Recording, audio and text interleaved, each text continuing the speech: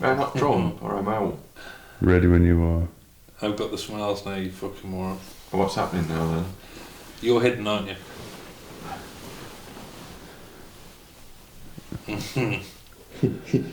I'm not much of an actor, Clayton. Get your fucking fingers out my ass.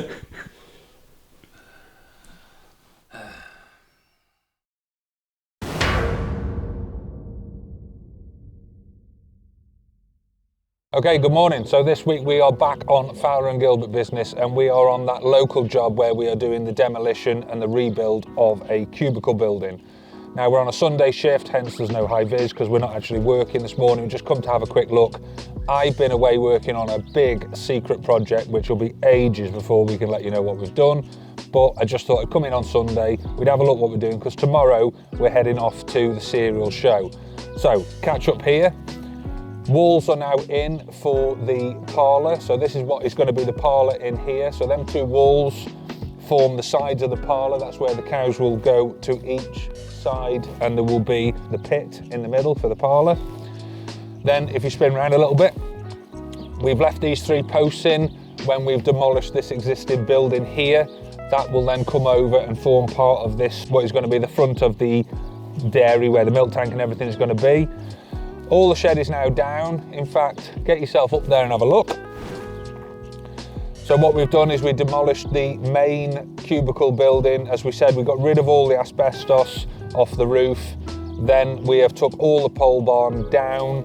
Everything is down. We've then ripped all of this concrete yard up. We've took this second building here down, which again, that wasn't asbestos on the roof of that one. But we've took that off, we've stockpiled that at the minute because we don't need to get rid of that in an asbestos manner like the other. Then all we've got left to do now is rip the rest of these bits of wall out, the concrete floor out, refill this existing pit that is here now because that is not needed. Then we can relayer the crushed material. Once we've crushed all the concrete that we've pulled up, we'll relayer that over the site, get the levels exactly where we want it, we'll get the footings in, and then we can get the shed made. So drainage wise, we've got a fair bit to do as well, but I think what we're going to do is we're going to get the footings in first, because then at least the yard can be getting on with making the building while we're doing the other works. Come and have a look over here. So as we do the demolition, we are literally like an on-site mini recycling centre really. We've got the shit trailer that we call it, which we put all the rubbish in, that we like insulation and bits and bobs that we will take straight to A.R. Richards's. We had the asbestos skip from A.R. Richards's as well, and then we've had scrap skip for all the scrap metal to go in.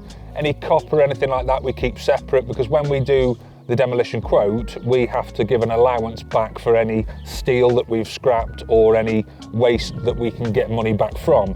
So we either leave it on site for the customer to get rid of and they get the money, or we give them an allowance for it, which is ultimately what we get when we send it in. Concrete wise, I'm chuffed to bits actually. We were a bit unsure because quite a lot of the time when you're on these sort of jobs, there's only a 3-4 inch skittering of concrete. It is fairly thick, there's quite a lot of it. I think by the time we finish crushing here, there's going to be about 800 tonne of material that we can relayer across, which is brilliant because that means that we're not going to have to bring anything back in to stone the site up. Maybe a bit of type 1 just to cap it off before we concrete. Steel wise, like I say, that shed wasn't overly old, the one that was behind you. We've left them 3 posts in. They've asked us to retain the rafters because they're going to spin them round and we're going to put them on that side, which will form part of that where the milking tank is. And then down here, the only thing left we've got to do, apart from the crushing, there's an old slurry channel that goes across the bottom of the site down here. We've got to rip all that out because there's a whole brand new setup going in there. Because over the back here, just behind where the digger is, that's where the muck pit and the lagoon is. So all of the muck effectively has got to go down that way. So we're going to redo all that because that's absolutely shot and knackered. So then the plan is, all we've got left to do, once we've crushed, we'll relayer that in, we'll get them footings in, and then like I say, we can get on with making the building while all the other on-site works are going on. Now tomorrow, like I said, we are about to head over to Cereal Show. If you remember, or if you haven't seen it, go back and watch it. We'll put a little clip of it here because the last time we were at Cereal Show, we all woke up late. So this time we are not going to have any dramas, we are not going to wake up late, we're going to have a fantastic show. See you there.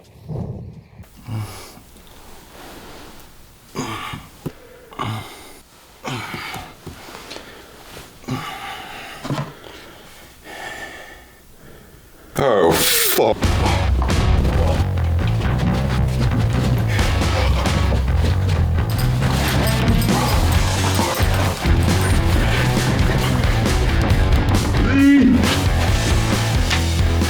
Yeah.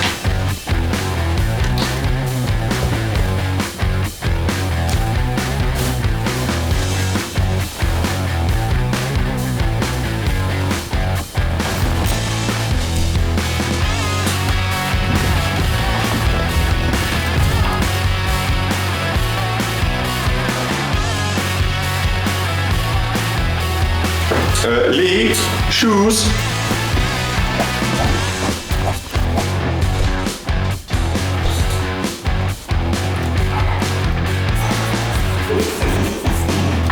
Ready? Yeah, Roy.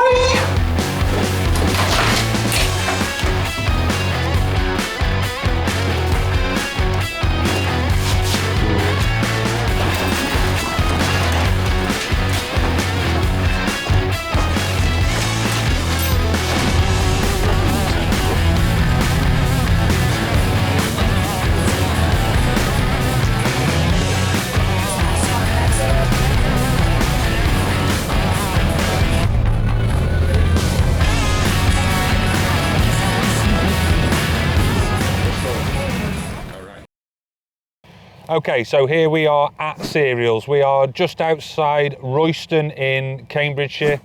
It's the massive arable event of the year. We were here last year, as you know, and I'm not overly impressed. This is the second day for us here. Yesterday was mediocre at best. And I think shows generally, I've said this before, but shows generally are on the decline. Take a look around now. Although it looks like a massive show, in the grand scheme of things, if I go back even 5 years, I think this show was twice the size, and on the gate it was £20 to get in. Today we've been told that the entry price is £50 to get in, and I would hazard a guess, like I say, the show is half the size of what it was back then.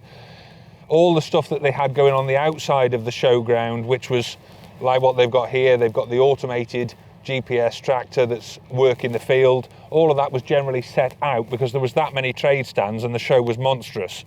Now they've incorporated that all within the show itself to try and make the show appear bigger, but generally there just aren't the exhibitors here, which is ultimately they're not bringing the level of traffic. Now for us on our stand, it's a relatively small stand. That costs us £1,200. Then they charge us £300 for an electricity hookup, which I find absolutely ridiculous. On top of that, we've then got our accommodation cost. There's the wages for the three of us to be here for the 2 days, plus the day setting up, the travelling. So cost-wise, it costs a fortune to come and exhibit at these shows. And I think unless you've got a food stand charging £16 for fish and chips or £4.80 for a coffee, you're not going to make any money, or it's not going to be worth your while being. So we've got, after 14 years of doing the Cereals event, we've got to think long and hard now about whether we come back again next year, whether we try a different show, because this sort of coincides at the same time as the Highland show in Scotland, where we've got a big presence with our buildings. We've never done that show, so I'm not sure yet whether we're going to come back to Cereals next year or whether we're going to look at venturing further afield and go into the Highland show and see what's going on there. So on the back of that, I'm going to go back to the stand and be all depressed and stand there with no one to talk to with Wesley. I'm going to let you guys go off and have a little wander around, but if you like what you've seen, hit subscribe, ring the bell, and we will leave you with a Demolition Job and a little bit of the Cereals event montage. Boom.